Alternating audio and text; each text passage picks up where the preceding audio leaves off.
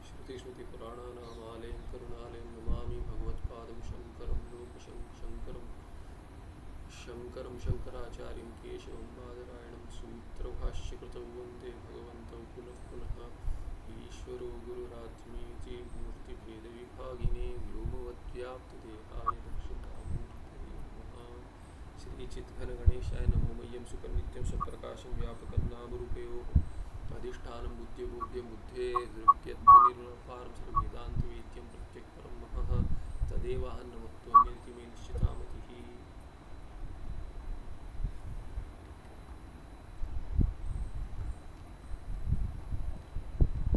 तो पिछली बार हमने देखा कि अंक था, बहुत लंबा ये अंक है, संख्या 185 में ब्रह्म स्वरूप वर्णनम।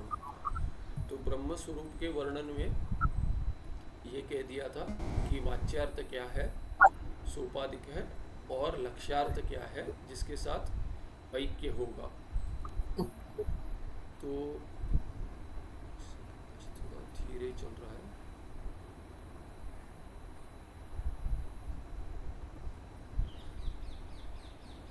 म्यूट कर रहा हूँ। हाँ, तो ये पहले कहते ब्रह्म शब्द से वाच्यो अर्थ सोपाधिक है। सोपाधिक माने उपाधि के साथ जो ब्रह्म है, माया की उपाधि के साथ, वही वाच्य अर्थ है ब्रह्म शब्द का या तत्पद का। और फिर कह दिया कि शुद्ध ब्रह्म तो इसका वाच्य अर्थ नहीं है। एतद् द्विविध व्यापकत्व विशिष्टम वस्तु ब्रह्म शब्द से वाच्य अर्थ, और माया के साथ संबंध हो गया, इसलिए वही उपाधि है ब्रह्म की, सच्चिदानंद ब्रह्म की। और उसके बाद क्या कहते हैं, विशिष्ट निष्ठ विशेषणीभूत माया रूप अंशे आपेक्षिक व्यापकत्व विशेष्यभूत चैतन्यांशे निरपेक्ष व्यापकत्व च वर्तते। तो ये व्यापक तत्व जो कह दिया कि दोनों व्यापक है, माया भी व्यापक है, क्योंकि माया के साथ जुड़कर ब्रह्म कारण बनता है, इसलिए माया भी कारण है, परिणामी कारण है इस प्रपंच का। तो प्रपंच जितना है उतना तो कम से कम माया का विस्तार होना पड़ेगा, इसलिए माया का जो विस्तार है वो भी अधिक होने से व्यापक तत्व हो गई। और माया को व्यापक तत्व कह दिया और ब्रह्म को भी व्यापक तत्व कह दिया, क्योंकि सत्ता स्फूर्ति जहाँ जहाँ है वो सब ब्रह्म की सत्ता स्फूर्ति है। आनंद जहाँ है वो सब ब्रह्म का आनंद है, पर आनंद का अनुभव हर जगह नहीं होता। पर सत्ता और स्फूर्ति माने सत्ता है, कुछ है इस प्रपंच में, जो भी जहाँ जहाँ कुछ है वो है, इसीलिए उसकी सत्ता है माने अस्ति, अस्ति माने सत्ता, अस धातु है उसमें। तो कुछ है अगर कह देते, प्रपंच है, घट है, पट है, ये है, वो है, यहाँ है, वहाँ है, सब है के साथ जुड़ जाता है, अस्ति के साथ जुड़ जाता है, इसलिए सत्ता भान होता है। इसीलिए सत्ता जिसका सत्ता का भान होता है, वो जहाँ जहाँ भान होता है वो सब उसी ब्रह्म तत्व का, इसीलिए ब्रह्म का को व्यापक तत्व कहा गया है। तो दोनों कैसे व्यापक होंगे, दोनों व्यापक तो एक ही होगा तत्व। तो कह देते कि चैतन्य का एक देश जो माया है वो विशिष्ट निष्ठ विशेषणीभूत, विशिष्ट विशेषण माया बन रहा है, उपाधि बन रही है माया, और वही उसी को विशेषण लेकर विशिष्ट तो विशेष्य तो ब्रह्म ही है, पर उसमें माया का विशेषण लग गया, माया विशिष्ट ब्रह्म करके कहेंगे। इसीलिए वो माया जो अंश है, माया अंश विशेषण अंश है, उसमें व्यापकत्व जो है वह आपेक्षिक है। और विशेष जो चैतन्य है सच्चिदानंद ब्रह्म, उस विशेषभूत चैतन्य अंश में निरपेक्ष व्यापकत्व है। निरपेक्ष माने उसमें किसकी अपेक्षा नहीं है। माया में जो व्यापकत्व है वो तो क्या है कि माया की सत्ता भी ब्रह्म की सत्ता ही है, इसलिए माया का व्यापकत्व जो है वो ब्रह्म के चलते ही है, इसीलिए ब्रह्म के इसके साथ जुड़ने से है, न कि बिना ब्रह्म के, इसीलिए आपेक्षिक व्यापकत्व कह दिया। चैतन्य एक देशे माया सत्वात् माया विशिष्ट चैतन्य अपेक्षा शुद्ध चैतन्य से अधिक व्यापकत्वाच्च तदेव निरपेक्ष व्यापकम। तो फिर अंत में कह दिया कि ये ब्रह्म का जो व्यापक तत्व है वो शुद्ध चैतन्य अधिक होने से माया विशिष्ट चैतन्य की अपेक्षा वही जो व्यापकत्व है शुद्ध चैतन्य ब्रह्म का, वो निरपेक्ष व्यापकत्व है, न तो माया विशिष्ट चैतन्य। तो माया विशिष्ट चैतन्य निरपेक्ष नहीं है। क्योंकि पिछली बार पाठ नहीं हुआ था, इसीलिए थोड़ा पीछे जाकर देख लिया कि क्या था। अभी आगे कहते हैं, तथापि यतो माया विशिष्ट चैतन्यम परमार्थ दृष्टिया शुद्ध चैतन्याद अनतिरिक्तम सत शुद्ध रूपम एव भवति। क्या कहते हैं, देखिए माया विशिष्ट चैतन्य जो है, चैतन्य तो शुद्ध ही है। अभी माया का विशेषण अगर जुड़ गया, उपाधि जुड़ गई चैतन्य के साथ, ब्रह्म के साथ, तब माया क्या अशुद्ध हो जाएगा? तो कहते हैं तथापि इन दोनों में व्यापकत्व निरपेक्ष और सापेक्ष कह दिया। माया का व्यापकत्व है सापेक्ष है और ब्रह्म का चैतन्य का निरपेक्ष है। फिर भी कहते हैं तथापि यतः माया विशिष्ट चैतन्यम परमार्थ दृष्टिया शुद्ध चैतन्याद अनतिरिक्तम। तो ये चैतन्य दो हो गए क्या? नहीं, चैतन्य तो एक ही है। तो ये परमार्थ दृष्टि से चैतन्य तो दो नहीं हुए। हमने तो व्यावहारिक दृष्टि से कह दिया माया है, कारण बन रही है, परिणामी कारण प्रपंच के लिए, इसीलिए माया विशिष्ट चैतन्य जो है उसमें और शुद्ध चैतन्य में भेद कर दिया। पर वस्तुतः दोनों में भेद नहीं है परमार्थ दृष्टि से, इसलिए परमार्थ दृष्टिया माने परमार्थ दृष्टि से शुद्ध चैतन्य से अनतिरिक्त है, अभिन्न है, भिन्न नहीं है।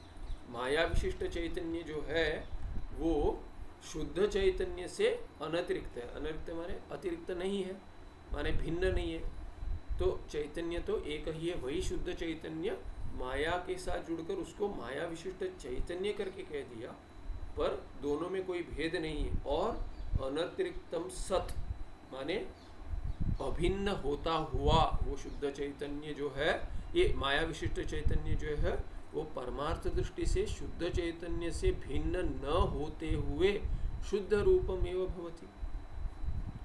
तो शुद्ध चैतन्य से भिन्न नहीं हुआ माया विशेषण से, तो शुद्ध चैतन्य दो तो नहीं हुए और एक ही है, तो शुद्ध है कि अशुद्ध है? तो शुद्ध रूपमेव भवति।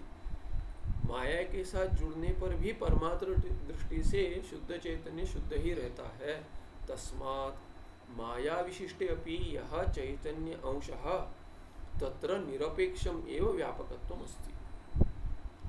इसीलिए जो शुद्ध चैतन्य का जो निरपेक्ष व्यापकत्व बताया, व्यापकत्व निरपेक्ष है, तो माया के साथ जुड़ने से माया तो सापेक्ष व्यापक है, तो माया के साथ जुड़ने से इस चैतन्य का अभी जो विशिष्ट चैतन्य बन गया विशेषण से जुड़कर, वो निरपेक्ष ही रहेगा कि सापेक्ष बन जाएगा? तो कहते हैं कि ये तो शुद्ध रूप रहेगा चैतन्य, और क्योंकि वो शुद्ध रहेगा इसके लिए यह चैतन्य अंशः, जो चैतन्य अंश है, माया विशिष्टे अभी, माया का विशेषण होने के बाद भी तत्र निरपेक्ष में व्यापकत्व अस्ति। उसमें कोई व्यापकत्व के लिए किसी की अपेक्षा नहीं है। माया के साथ जुड़ने से भी जैसे वो शुद्ध ही रहता है चैतन्य, वैसे वो व्यापक निरपेक्ष ही रहता है, उसका व्यापकत्व निरपेक्ष रहता है। इत्थम, इस प्रकार से माया विशिष्ट चैतन्यम एव ब्रह्म शब्द से वाच्यार्थ इति युक्तम एव उक्तम। इसीलिए जो पहले कह दिया कि जो वाच्यार्थ ब्रह्म शब्द का है वो माया विशिष्ट चैतन्य ही है, न कि शुद्ध चैतन्य। शुद्ध चैतन्यम तो ब्रह्म शब्द से लक्ष्यार्थ, किंतु लक्षणा से शुद्ध चैतन्य ब्रह्म शब्द का लक्ष्यार्थ है। क्योंकि ब्रह्म का लक्षण क्या कहा है? ब्रह्म क्या, जब भी कह देते कि ब्रह्म, तो ब्रह्म परब्रह्म, परमात्मा, ईश्वर, ऐसे पर्यायवाची शब्द है, सभी का अर्थ एक ही है। या तो आप ईश्वर कह दीजिए, ईश्वर कहेंगे, या परमात्मा कहेंगे, या परब्रह्म कहेंगे, या ब्रह्म कहेंगे, अर्थ क्या होगा? रूढ़ी अर्थ तो वही है जो जगत कारण है। तो जगत कारण जो है वो तटस्थ लक्षण है। जगत की सृष्टि स्थिति और लयकर्ता जो है वो ब्रह्म, वो जगत कारण है। जगत कारण है, माया के साथ जुड़ा हुआ ही होना चाहिए, बिना माया के तो जगत कारण नहीं बन सकता। तो ये तटस्थ लक्षण है, स्वरूप लक्षण नहीं है। फिर भी रूढ़ी में तो प्रसिद्ध तो यही है, इसीलिए कहते जी ब्रह्म शब्द कहते हैं शास्त्र में। और शास्त्र के बाहर जो शास्त्रज्ञ हैं, शास्त्र को जानते हैं, वो ब्रह्म के शब्द का अर्थ क्या लगाते हैं? यही लगाते हैं कि ईश्वर। तो माया के साथ जुड़ा हुआ ही अर्थ बनता है, इसीलिए कहते हैं इत्थम माया विशिष्ट चैतन्यम एव ब्रह्म शब्द से वाच्यार्थ, यही वाच्यार्थ बनेगा।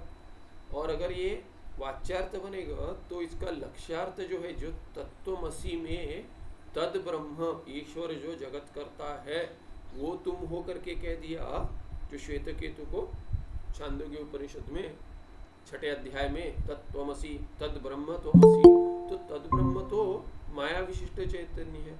तो माया विशिष्ट चैतन्य तुम हो करके कह दिया तो उसमें तो ऐक्य नहीं बनेगा, तो इसीलिए लक्षणा करनी पड़ेगी। तो ईश्वर पदवाच्य जो है या तत्पदवाच्य ब्रह्म शब्द वाच्य जो है वो माया विशिष्ट चैतन्य, उसमें माया की उपाधि को हटा देंगे। और माया की उपाधि को हटाने के बाद कर्तृत्व, ये सृष्टि माने सृष्टि कर्तृत्व, जगत की सृष्टि का कर्तृत्व भी हट जाएगा। ऐसे जो जो माया विशेषण या उपाधि के साथ जुड़ने से जो जो विशेष बन गया था वो सब हट जाएगा और सामान्य शुद्ध चैतन्य रह जाएगा जो लक्ष्यार्थ है। इसलिए शुद्ध चैतन्य तो ब्रह्म शब्द से लक्ष्यार्थ। तो इसको भागत्याग लक्षण कहते हैं कि थोड़ा भाग हटा देते, जिस अंश में विरोध है त्वम पद के साथ उस अंश को हटा देते, जैसे सर्वज्ञत्व, सर्वसृष्टत्व, सर्वशक्तिमत्व इत्यादि सब हटा देते, माया शब्द को हटा देते हैं और उसके बाद शुद्ध चैतन्य रह जाता है। यही उसके लक्षणा से अर्थ बनेगा, उसको लक्ष्यार्थ कहेंगे। यहाँ तो समास बना दिया लक्ष्यार्थ, पर पिछली बार जो देखा था हमने कि जो वाच्यो अर्थ कह दिया था वहाँ पे समास नहीं था, वाच्यार्थ में समास है। कर्मधारे वाच्यश्च असौ अर्थश्च वाच्यार्थ, वैसे ही लक्ष्यश्च असौ अर्थश्च लक्ष्यार्थ। लक्ष्य माने लक्षणा का जो कार्य है, जो लक्षणा करने के बाद जो उद्देश्य है वो बन जाएगा लक्ष्य। जो लक्ष्य अर्थ है, पद का जो लक्ष्य अर्थ है, ना कि वाच्य अर्थ, तो वो लक्षणा से जो आ गया अर्थ वो शुद्ध चैतन्य होगा। तस्मात् ईश्वर ब्रह्म शब्दयोर एक एव अर्थः प्रतीयते, एक एव अर्थ। तो ईश्वर और ब्रह्म शब्द में अभी जो वाच्य और जो वाच्यार्थ, ब्रह्म शब्द का जो वाच्यार्थ है वो ईश्वर है और ब्रह्म शब्द का वाच्यार्थ ही लेंगे, इसीलिए दोनों का अर्थ एक ही है। सृष्टिकर्ता यही रूढ़ी अर्थ है, यही वाच्यार्थ है, न भिन्नार्थता, दोनों में कोई भिन्न अर्थ नहीं है। और लक्षणा से जो लेंगे वो क्या भिन्न ब्रह्म है? भिन्न तो नहीं है, फिर भी क्या है उसमें जो जगत सृष्टित्व इत्यादि सृष्टि स्थिति लय कारणत्व जो है वो हट जाएगा, सर्वशक्तिमत्व हट जाएगा इत्यादि, जो जहाँ जहाँ विरोध है वो हट जाएगा। तथापि अस्ति अयम विशेष, फिर भी इसमें कुछ समझना चाहिए। कहते हैं कि ब्रह्म शब्द और ईश्वर शब्द में कोई अर्थ में भेद नहीं है, फिर भी क्या है कुछ विशेष अंश में विशेष अंश बताते। कहते ब्रह्म शब्द स्वरसतः लक्ष्यार्थमेव प्रायशः बोधयति, क्वाचित्कतया तो वाच्यार्थमपि। देखिए ब्रह्म शब्द का अर्थ तो के देखिए क्या है, कह दिया पहले कि वाच्यार्थ जो है वो ईश्वर है, परमात्मा है जो सृष्टि स्थिति लय कारण है। फिर भी क्या कहते हैं, जो ब्रह्म शब्द का जो पहले जो अर्थ बताया था वो क्या था, ब्रूहि वृद्धौ धातु को लेकर अर्थ बताया था। तो ब्रूहि वृद्धि को लेकर जो अनपेक्ष निरपेक्ष या बिना किसी संकोच का, जो बिना किसी संकोच की जो वृद्धि बतलाई थी, वो वृद्धि किसकी होगी? तो वो तो लक्ष्यार्थ की होगी, शुद्ध चैतन्य की होगी। तो चैतन्य में कोई की वृद्धि में कोई संकोच नहीं है। तो अगर ऐसे अर्थ लगाएंगे तो शुद्ध चैतन्य का ही भान होगा। इसीलिए कहते हैं ब्रह्म शब्द जो रूढ़ी अर्थ है या शास्त्र में जो अर्थ पहले समझ में आता है, वो तो जो शास्त्र समझते हैं उनको तो वही अर्थ आएगा कि सृष्टि स्थिति लयकर्ता ईश्वर। किंतु क्या है, स्वरसतः अपने शब्द का जो सामर्थ्य है उसमें क्या है, अधिकतर जहाँ देखेंगे स्वरसतः स्वारस्य क्या है, वो कहते लक्ष्यार्थमेव प्रायशः बोधयति। वस्तुतः ब्रह्म शब्द का अर्थ तो लक्ष्यार्थ ही है, शुद्ध चैतन्य है, क्योंकि सत्ता स्फूर्ति और भान, क्योंकि ये स्वरूप है। स्वरसता माने स्वरूप से उसका क्या है, ब्रह्म का स्वरूप तो सृष्टि करना उसका स्वरूप नहीं है, स्थिति करना उसका स्वरूप नहीं है, और लय करना भी स्वरूप नहीं। तो स्वरसता, स्वरस माने जो स्वरूप है। स्वरूप लक्षण तो क्या है, उपनिषद में स्वरूप लक्षण कहा गया है सत्यम ज्ञानम अनंतम ब्रह्म। तो इसीलिए ये तो सच्चिदानंद ब्रह्म है, ये तो शुद्ध चैतन्य है, इसीलिए लक्ष्यार्थ ही उसका स्वरूप है। स्वरूप से तो लक्ष्यार्थ है, क्योंकि स्वरूप क्या है, वो माया के साथ जुड़ा हुआ नहीं है, इसीलिए स्वरूप है। माया के साथ जुड़ने के बाद कोई संकोच हो गया, कोई विशेष आ गया, विशेषण आ गया, तो उसके साथ विशेषण के चलते कुछ शक्ति आ गई, क्योंकि माया शक्ति कही जाती है।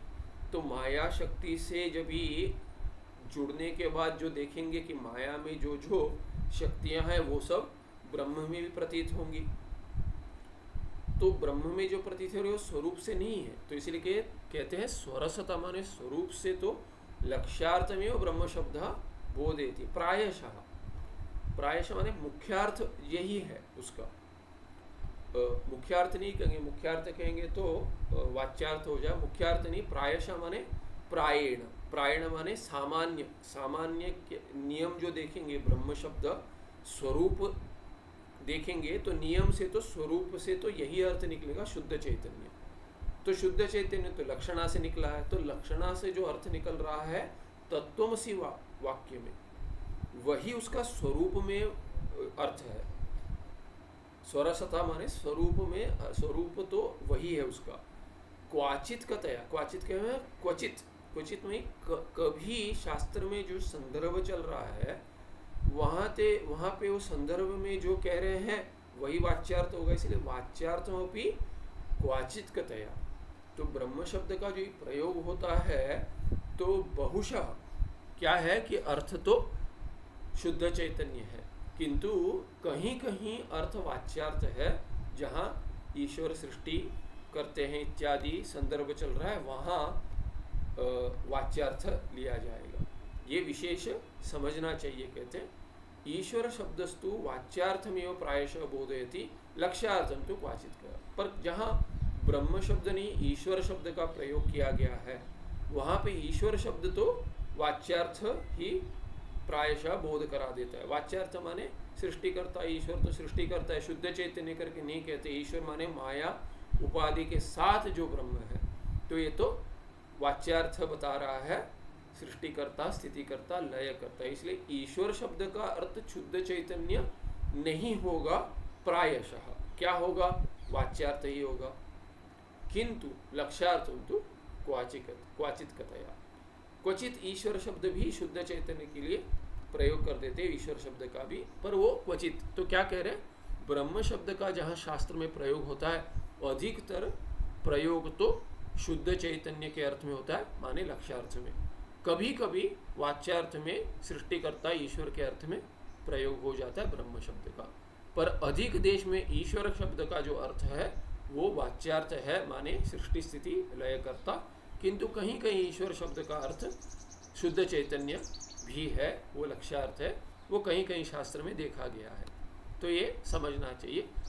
वैसे दोनों में भेद तो है नहीं, एक ही है परब्रह्म जो माया उपाधि के चलते ईश्वर कहलाते हैं, किंतु जहाँ ईश्वर शब्द प्रयोग किया है, ब्रह्म शब्द प्रयोग किया है, इसमें कुछ भेद है, वो समझना चाहिए। ईदृक् भेद सद्भावाद,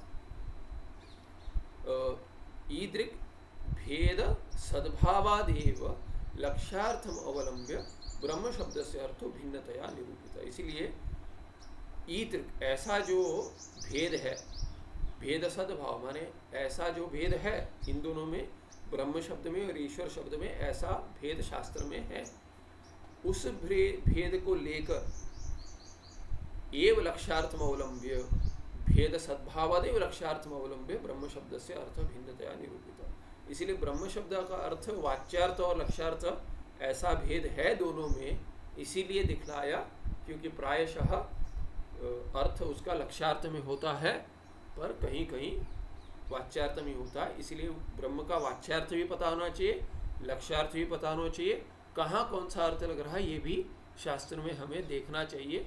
जिस संदर्भ में ब्रह्म शब्द का अर्थ लग रहा है वही अर्थ लेना चाहिए। वाच्यार्थ में तो वाच्यार्थ ही लेना चाहिए।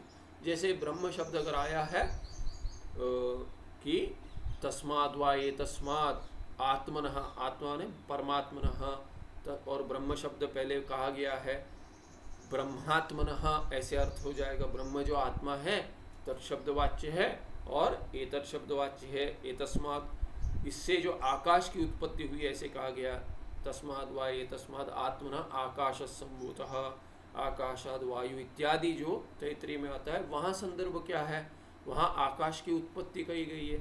इसलिए वहाँ जो ब्रह्म शब्द है उसका अर्थ तो लक्ष्यार्थ नहीं बनेगा, वाच्यार्थ बनेगा। इसलिए जहाँ वाच्यार्थ लेना है वही वाच्यार्थ ही लेना है। जहाँ लक्ष्यार्थ लेना है जैसे तत्त्वमसि कह दिया, तत्त्वमसि वाक्य आएगा वहाँ पे छांदोग्य में, तो वहाँ पे तो आपको लक्ष्यार्थ ही लेना पड़ेगा, नहीं तो तत्व और त्वम में ऐक्य नहीं हो पाएगा और असी शब्द व्यर्थ हो जाएगा, अनर्थक हो जाएगा। असी कह दिया मैंने तुम हो कह दिया तो ऐक्य है, वही हो तुम, तो ईश्वर तो नहीं है श्वेत केतु। तो श्वेत केतु में जो श्वेत केतुत्व अंश है, जीवत्व अंश है उसका, और तत्शब्द में जो ईश्वरत्व अंश है उसमें साक्षात विरोध है, साक्षात ऐक्य नहीं होगा।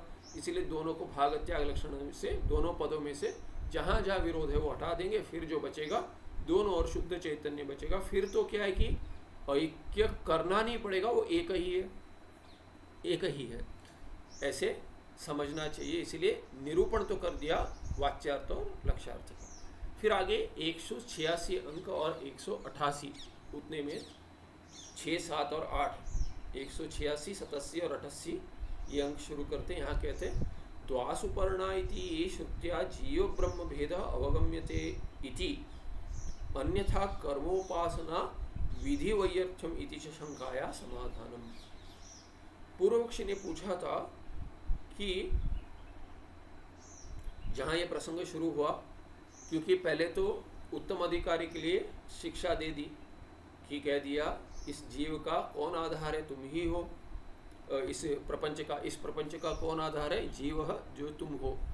तो दृष्टि सृष्टिवाद को लेकर उत्तम अधिकारी के लिए शिक्षा दे दी, ज्ञान दे दिया। जिसकी मुक्ति नहीं हुई उससे उसको संशय है, तो वो संशय अपना प्रकट कर रहा है। क्या कहता है कि अगर ऐसा होगा, अगर मैं ही जगत कारण हूँ, तो ये मंत्र में तो आता है द्वासुपर्णा, दो है, परमात्मा मुझसे भिन्न है, मैं एक हूँ और परमात्मा भिन्न है। द्वासुपर्णा मंत्र मुंडक में आता है कि दो पक्षी जैसे उदाहरण लेकर कह दिया कि परमात्मा एक पक्षी है और जीव एक पक्षी है। उन दोनों में से एक स्वादु अत्ति कर्मफल भोग, स्वादु खाता है, क्या खाता है, कर्मफल खाता है। कौन खाता है, परमात्मा तो नहीं खाता है। तो जीव खाता है तो परमात्मा नहीं खाते, तो परमात्मा भिन्न हो गए और वो देखते रहते हैं। अभिचाकशीति कि बिना माने निर्लेप से, बिना कोई लेपन से, बिना किसी कर्म फल के संबंध से, बिना भोक्ता बने, बिना कर्ता बने परमात्मा देखते रहता है। जैसे एक पक्षी नहीं खाता है, दूसरे पक्षी जो खा रहा है उसको देखते रहता है, ऐसे परमात्मा जीव का कर्म फल भोग देखते रहते हैं और कर्म भी देखते रहते हैं कि इसको क्या फल देना है। वैसे कहा गया वो तो क्या हो गया, इति श्रुत्या जीव ब्रह्म भेद, जीव और ब्रह्म, ब्रह्म शब्द का अर्थ यहाँ क्या है, परमात्मा, सोपाधिक ब्रह्म, माया सहित ब्रह्म ईश्वर। तो जीव और परमात्मा ईश्वर में तो भेद बतलाया है, अवगम्यते, ये तो दिख रहा है। द्वासुपर्णा दो करके कह दिया है, तो दो भिन्न भिन्न कह दिए हैं, एक कर्मफल भोक्ता, दूसरा दृष्टा मात्र, साक्षी मात्र। तो दोनों में, जीव और ब्रह्म में, जीव और ईश्वर में भेद अवगम्यते इति, ऐसे जो आकांक्षा शंका की थी पूर्व पक्षी ने। और क्या कहा था, अन्यथा अगर आप नहीं मानोगे, आप जो सिद्धांती वेदांती हो, अगर दोनों में भेद नहीं मानोगे जीव और ईश्वर में तो क्या होगा, कर्म उपासना विधि वैर्थ्यम इति च, ये भी दूसरा दोष हो जाएगा कि आपने जो अपना दर्शन बनाया है कि परमात्मा ईश्वर जो है जीव वही है, वही जीव के रूप में प्रतीत हो रहे, दोनों में ऐक्य कह दिया। अगर ऐसा कह दिया तो जीव किसको लेकर कर्म करेगा, कर्म जो भी करता है तो इस कर्म का कोई फल होगा, वो ईश्वर देंगे ऐसी अपेक्षा से कर्म करता है, फिर ईश्वर की उपासना करता है। दोनों में भेद नहीं है तो क्यों कर्म करेगा, क्यों उपासना करेगा।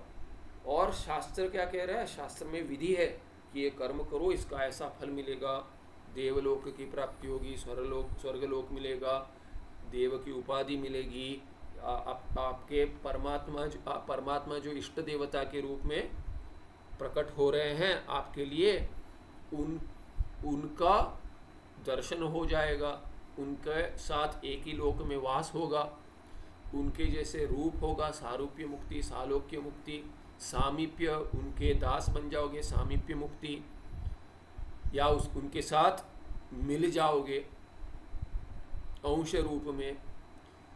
तो ऐसे सायुज्य मुक्ति, ऐसे जो 4 मुक्तियां कही गई हैं, इतना सारा कहा गया है, इतना सुख है वहाँ पे, इससे अधिक सुख है, वहाँ जाने के बाद ब्रह्मलोक में फिर आने की आवश्यकता नहीं होगी, माने लंबे समय तक, इस कल्प में तो फिर जन्म नहीं होगा, इतना सब फल कह दिया और विधि कह दी, वो सब व्यर्थ हो जाएंगे।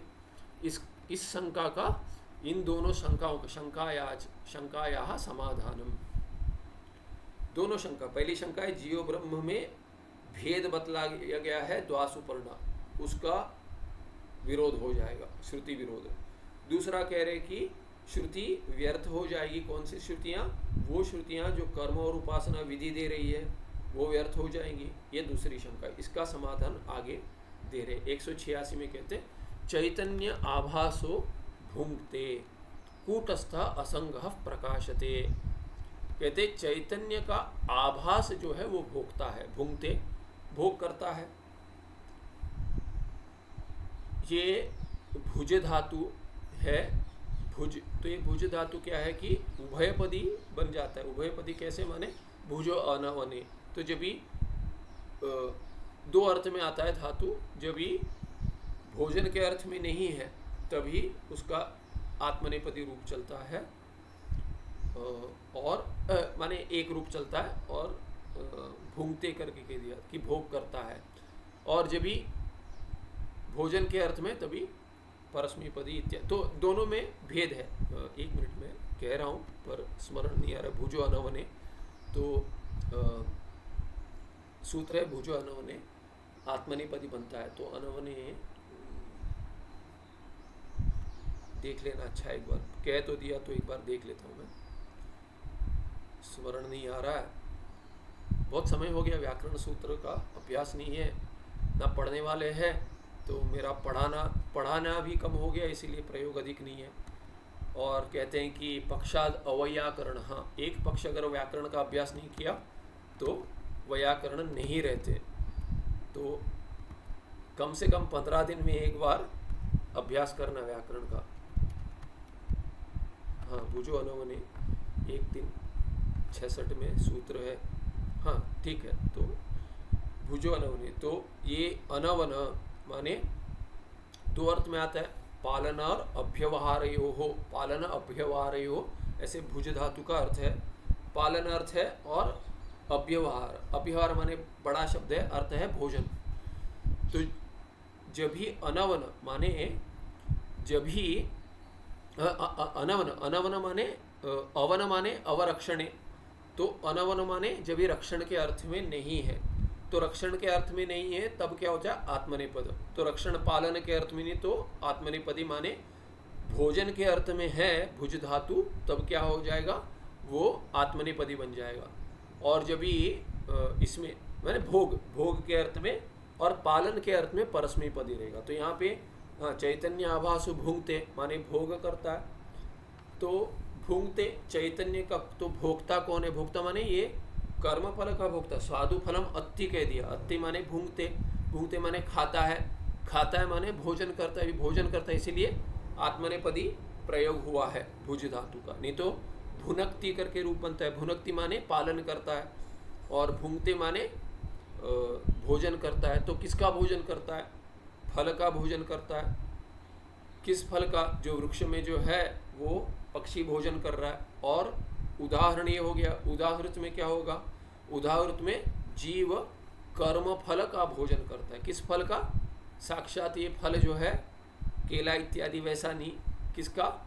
ये कर्म फल का भोजन करता है। तो इसलिए भुंगते करके रूप बना, जो अनवने रक्षण भिन्न अर्थ में जो है उसमें भुंगते बनेगा। तो चैतन्य आभासो भुंगते, तो ये कौन भोजन कर रहा है? बोलते चैतन्य का आभास कर्म फल का भोग कर रहा है। कूटस्थ जो है असंग प्रकाशते, तो दोनों में कोई भेद नहीं है। कूटस्थ क्या है? कूटस्थ चैतन्य। और आभास क्या है? आभास को तो क्या? आभास अविद्या में कूटस्थ चैतन्य का ही प्रकाश है, प्रतिबिंब है। तो दोनों में वस्तुतः भेद नहीं है, पर जो भेद करेंगे उपाधि को लेकर, अविद्या उपाधि को लेकर, फिर जो अंतःकरण में आएगा और वही तादात्म्य आगे चलकर शरीर में आ जाएगा। तब जाकर वो कहेगा कि ये कर्मफल भोक्ता जीव है और करता है। तो दोनों में क्या है कि असंग कूटस्थ जो है, जो दो है नहीं वस्तुतः, पर जो असंग है, असंग माने जो अविद्या में प्रतिबिंबित नहीं है, वो जो है बिंब, वो कूटस्थ चैतन्य प्रकाशते माने साक्षी रूप होकर प्रकाश डाल देता है। किस पर? अविद्या पर, जिसमें उसका प्रतिबिंब हो जाता है और वही भोग करता है कर्मफल का। कौन? जो प्रतिबिंबित है। तो चतुर्विधम चैतन्य मुक्तम, पहले तो क्या है कि चतुर्विध चैतन्य कहा गया है कि बिंब चैतन्य, प्रतिबिंब चैतन्य, ये दो, और एक अविद्या में होता है, एक माया में होता है। इसीलिए जो चैतन्य जो है समष्टि अंश को लेकर कहेंगे तो एक हो गया, और वही व्यष्टि कूटस्थ कह देंगे तो दो हो गया, और माया में प्रतिबिंबित तीन ईश्वर, और चतुर्थ अविद्या में प्रकाशित जो अंतःकरण में भी प्रकाशित हो जाएगा वो चौथा जीव। तो ऐसे चतुर्विध चैतन्य कहा गया है। दो बिंब रूप है, दो प्रतिबिंब रूप है। तत्र जीव स्वरूप अंतर्गत मिथ्याभूत चिदाभास अंश एवं पुण्य पापे कृत्वा तत्फलम अनुभवति न कूटस्थः। तो क्या कहते हैं? इन चारों में, तत्र माने चतुर्विध जो तेषु चतुर्विधेषु चैतन्येषु, जो चतुर्विध चैतन्य है, चैतन्य तो एक ही है, चतुर्विधेषु चैतन्य एक है, पर चार प्रकार कह दिए उसमें। उन चारों प्रकारों में तत्र जीव स्वरूप अंतर्गत मिथ्याभूत चिदाभास अंश एव पुण्य पापे कृत्वा, करने के बाद, क्या करने के बाद? पुण्य और पाप। कौन? अंश। कौन सा अंश? चिदाभास अंश, चिदाभास का अंश। और ये चिदाभास अंश क्या है? मिथ्याभूत है। उसका कोई, मिथ्याभूत माने उसका स्वतंत्र अस्तित्व नहीं है। उसका जो अस्तित्व है चिदाभास का, आभास है प्रतिबिंब, प्रतिबिंब का जो अस्तित्व है वो स्वतः नहीं है।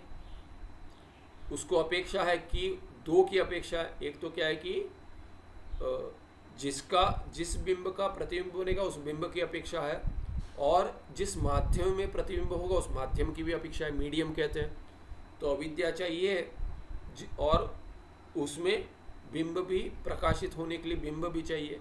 तो इसीलिए मिथ्याभूत है, माने स्वतंत्र नहीं है। उसका अस्तित्व बिंब पर निर्भर करता है।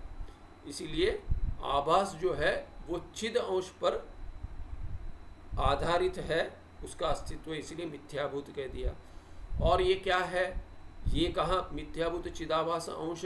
अभी मिथ्याभूत चिदाभास अंश तो दो है, एक माया में है और एक अविद्या में है। तो ये कहते जीव स्वरूप अंतर्गत जो है, उन दोनों में भी वही जो जीव स्वरूप में अंतर्गत है। जीव के स्वरूप में क्या अंतर्गत है? जो अविद्या में प्रतिबिंबित है वो मिथ्याभूत चिदाभास अंश अंतर्गत है। इसीलिए वही पुण्य पाप करता हुआ, कर कर कृत्वा, करने के बाद क्या है? तत्फलम अनुभवति।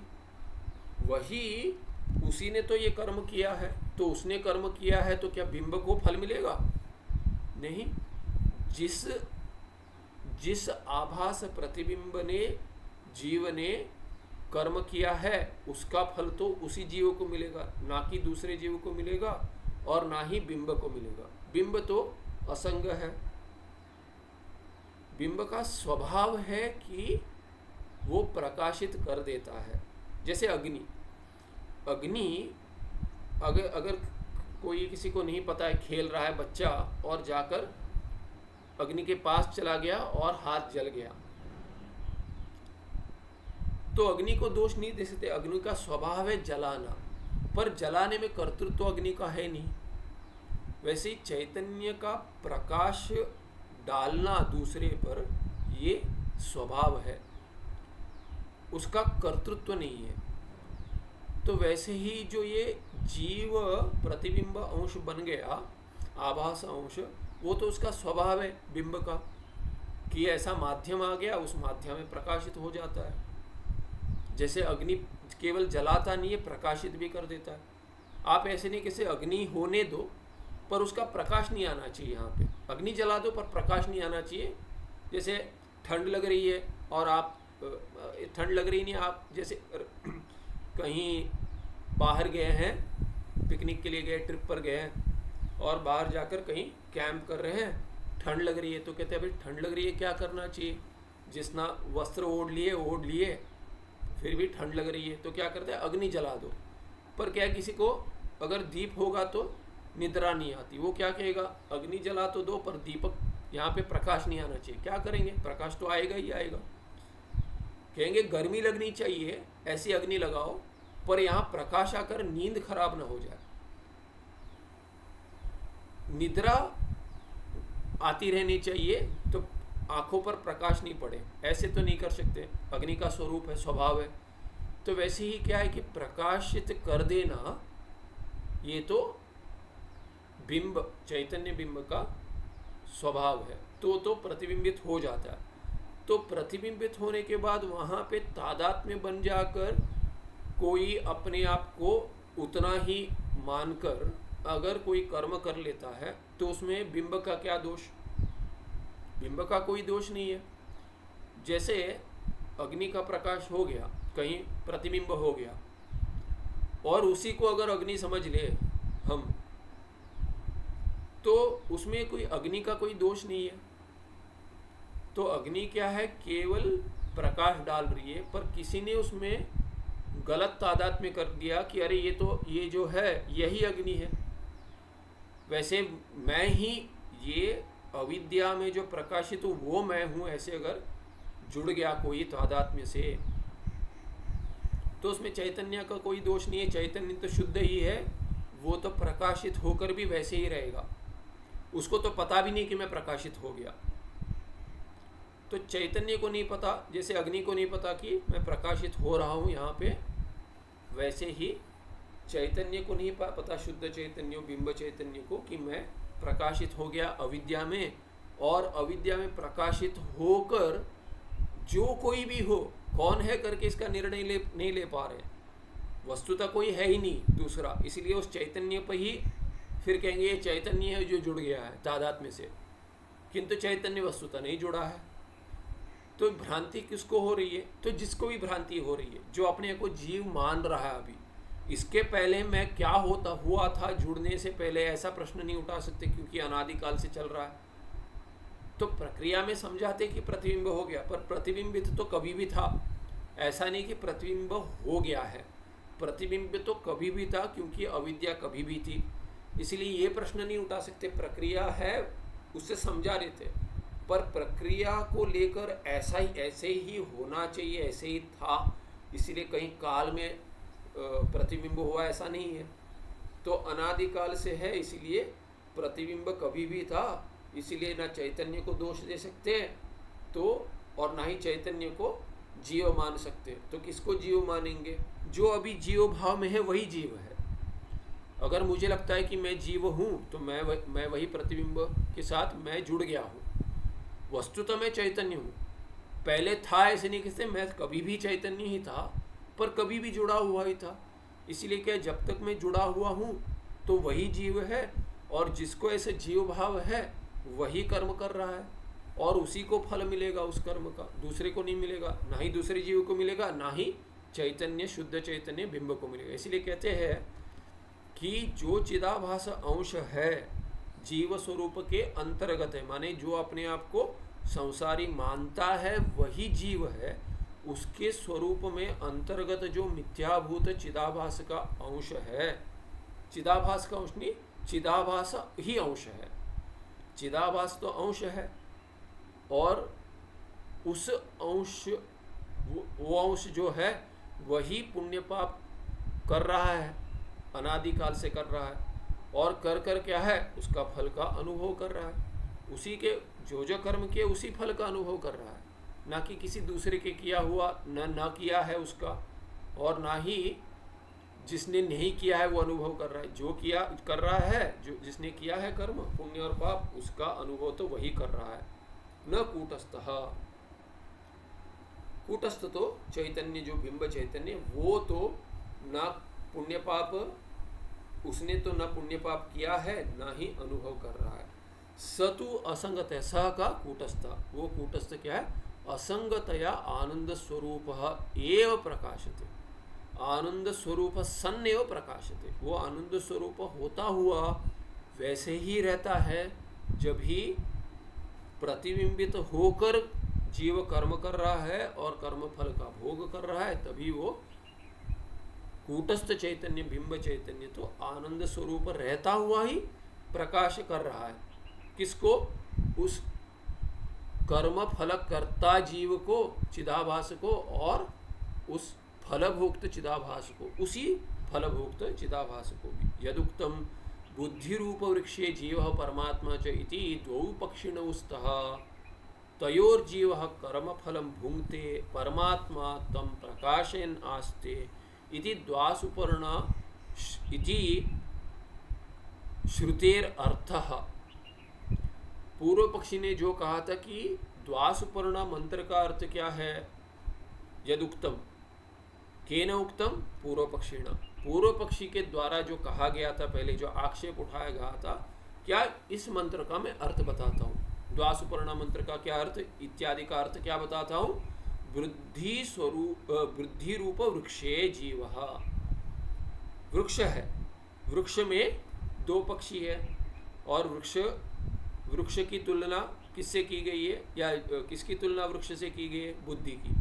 तो बुद्धि रूप वृक्ष में, बुद्धि उदाहरण में वृक्ष, उस वृक्ष में दो पक्षी है, तो बुद्धि में भी दो पक्षी तुल्य क्या है, परमात्मा और जीव, ऐसे दो आत्मा है, दो आत्मा है।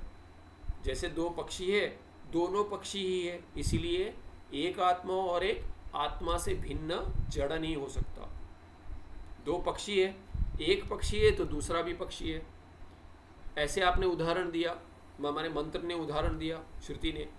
तो अगर कोई कहेगा इस पे कि देखो एक तो उसमें जड़ है और दूसरा आत्मा है, ऐसा नहीं हो सकता। तो सिद्धांति ने कहा दोनों आत्मा है, दोनों को भी आत्मा ही होना पड़ेगा। ऐसा नहीं कि एक जड़ है, शरीर है, और दूसरा आत्मा है, कि शरीर कर्म कर रहा है और आत्मा भिन्न है, ऐसा नहीं है। दोनों को एक ही होना पड़ेगा। क्योंकि अगर कहते हैं, देखिए कहते हैं एक बालक जाता है पाठशाला और कहते हैं दूसरा भी जाता है, तो क्या कहेंगे, दूसरा क्या बालक का पिता जाता है? नहीं। जब भी कहेंगे एक बालक पाठशाला जाता है, ऐसा अगर आपने कह दिया, उसके बाद के दूसरा जाता है, नहीं, दो जाते हैं। एक बालक पाठशाला जाता है अगर कह दिया, और दूसरा जाता है कह दिया, नहीं दो जाते। तो दो जाते तो ये दो क्या पुरुष या स्त्री या बालिका हो जाएंगी? नहीं, दो बालक ही होंगे। तो इसलिए जब दो कह दिया, संख्या के साथ अगर जुड़ गया तो संख्या जिससे जुड़ी है वो भिन्न नहीं हो सकते। अगर आपने कह दिया कि अच्छा दोनों पाठशाला जा रहे हैं, तो ये हो सकता है कि बालक और उसके पिता जा रहे या माता जा रही है, हो सकता है। पर अगर संदर्भ बालक जा रहा है और आपने दो जा रहे हैं कह दिया, तो दोनों बालक ही होंगे। एक बालक और दूसरी बालिका नहीं होगी, एक बालक और एक दूसरी पिता या माता नहीं होगी। तो ऐसे न्याय को लेकर क्या कहते हैं कि अगर एक आत्मा है तो दूसरे को भी आत्मा ही होना पड़ेगा, दूसरा जड़ नहीं हो सकता। ऐसा निर्धार किया है भगवान भाष्यकार ने वहाँ पे। तो अभी क्या कहते हैं, पूर्व पक्षी क्या कहते हैं, अगर दोनों आत्मा है, जैसे दो पक्षी है तो दो आत्मा है, एक जीव है परमात्मा है, दोनों आत्मा ही है। तयोर जीव कर्म फलम भुंगते परमात्मा, ये पे परमात्मा नहीं होना चाहिए, परमात्मा होना चाहिए, आकार को काट दीजिए।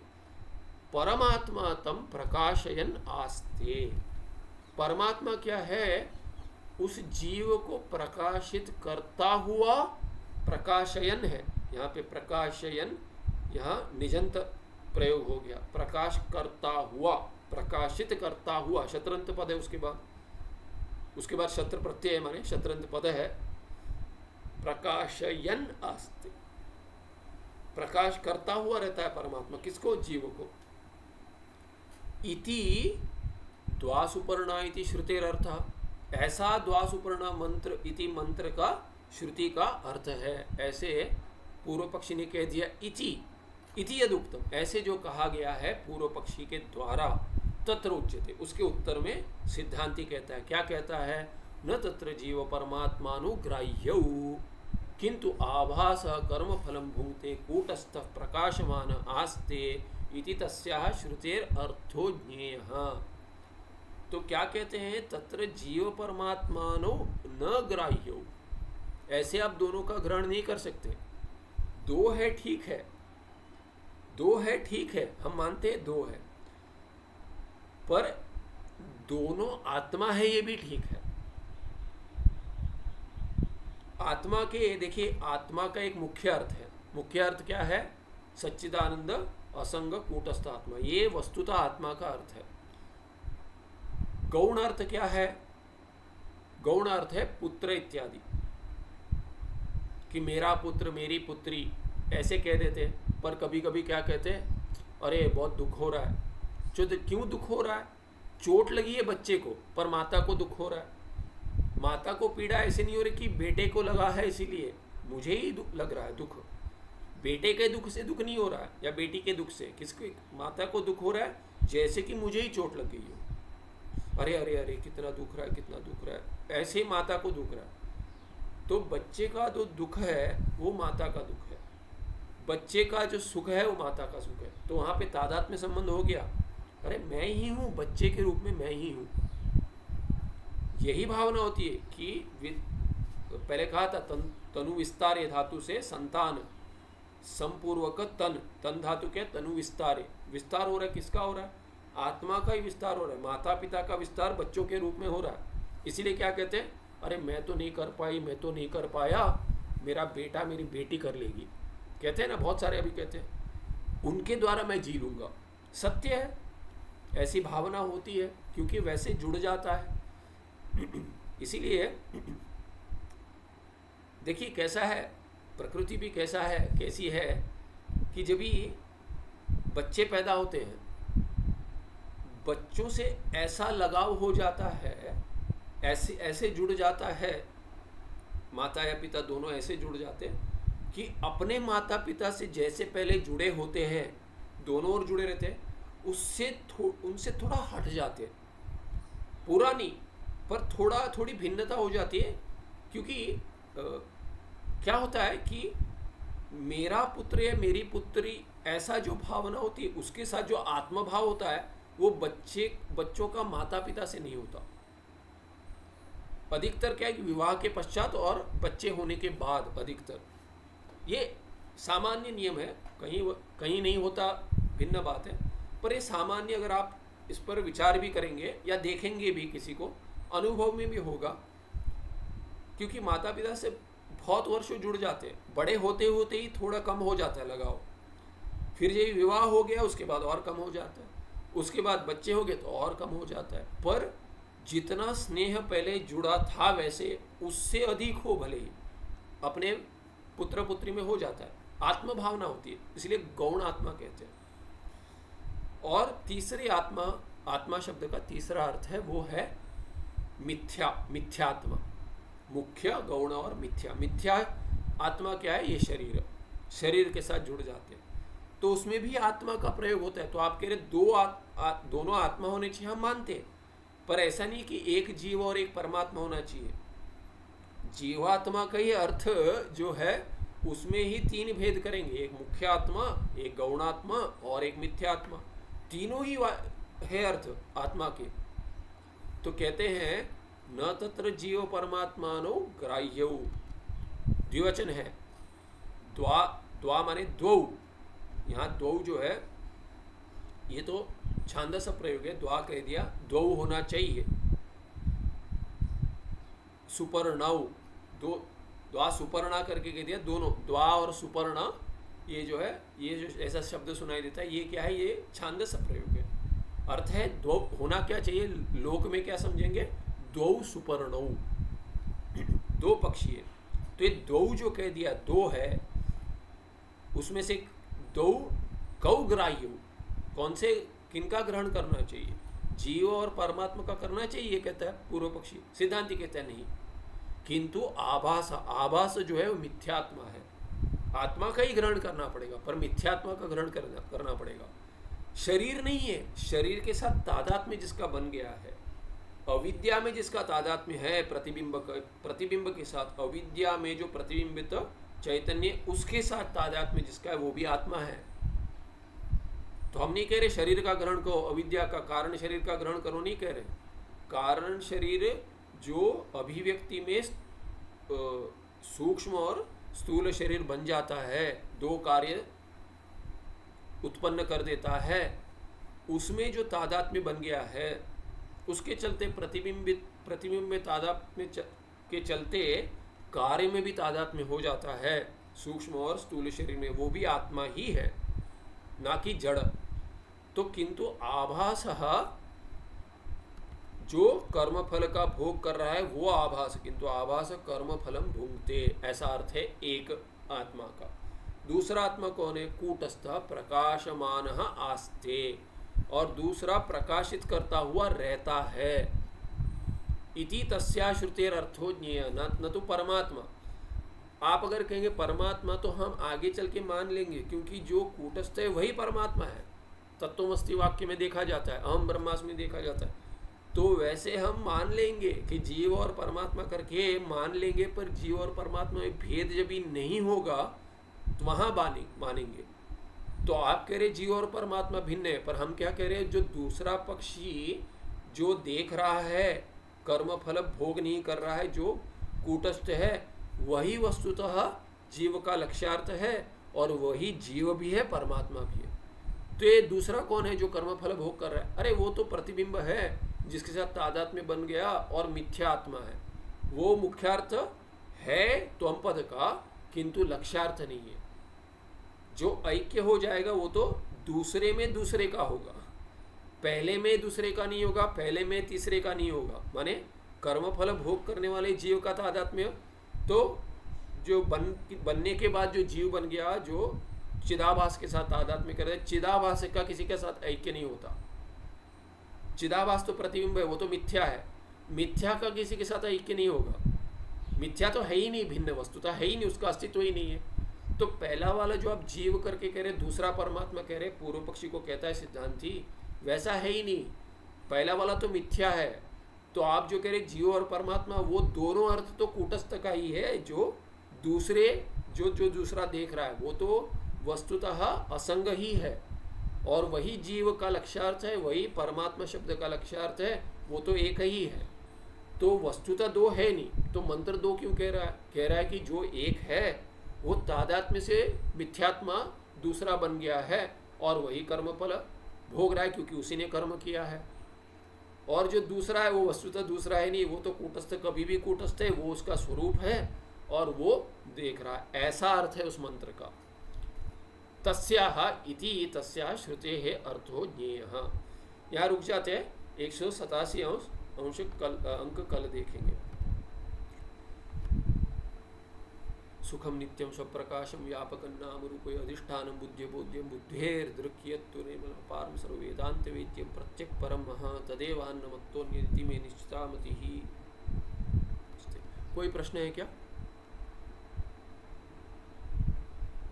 नहीं, ठीक है, अगले पाठ में मिलते हैं। नमस्ते, धन्यवाद।